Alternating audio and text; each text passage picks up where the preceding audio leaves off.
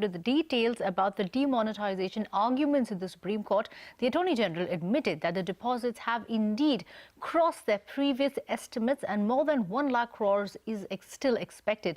The Supreme Court earlier questioned the government's claims about benefits to the economy. In fact, Ashmit Kumar, he was in the courtroom and he's joining in now with all the details. Ashmit, the Attorney General also categorically telling the court to steer away from fiscal and economic matters. What transpired in court? What were the arguments? Well, indeed, the Attorney General took the floor of the apex court, seeking to draw that proverbial Lakshman Rekha by saying that this is a fiscal matter, this is an economic matter, and a matter which is at an implementation stage, and it will not be entirely appropriate for the courts to intervene at this stage as far as the demonetization drive is concerned. He also made references to various data points. Here's a quick capsule.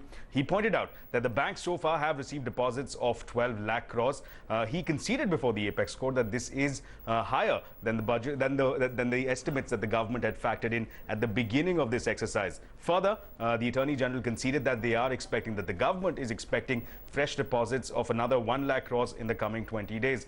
To assure the court, he also pointed out that fresh currency to the extent of 4 lakh crores has already been printed, and of the 4 lakhs, 3.5 lakhs have already found its way into the banking system. Now, this position of the government was met with fierce opposition from the petitioners. Interestingly, former Finance Minister P. Chidambaram, appearing for cooperative banks in this case, pointed out that even on a note-to-note replacement basis, this entire exercise of replenishing the cash will take no less than 6 to 7 months. He also pointed out the wide gulf between the deposits as well as the fresh new currency, and pointed out that there is a 9 lakh crore rupee big hole as far as the economy is concerned. The former Law Minister, meanwhile, Kapil Sibal, appearing for more petitioners, argued, in fact, raised questions about the constitutionality of the drive itself. Nonetheless, at the end of the hearing, we understand that the apex court made some key observations. One, it observed that it's open to the idea of entertaining this question by a larger constitutional bench. He also went on to question the government over the economic rationale behind such a move, and further has sought clarity from the government on measures to minimize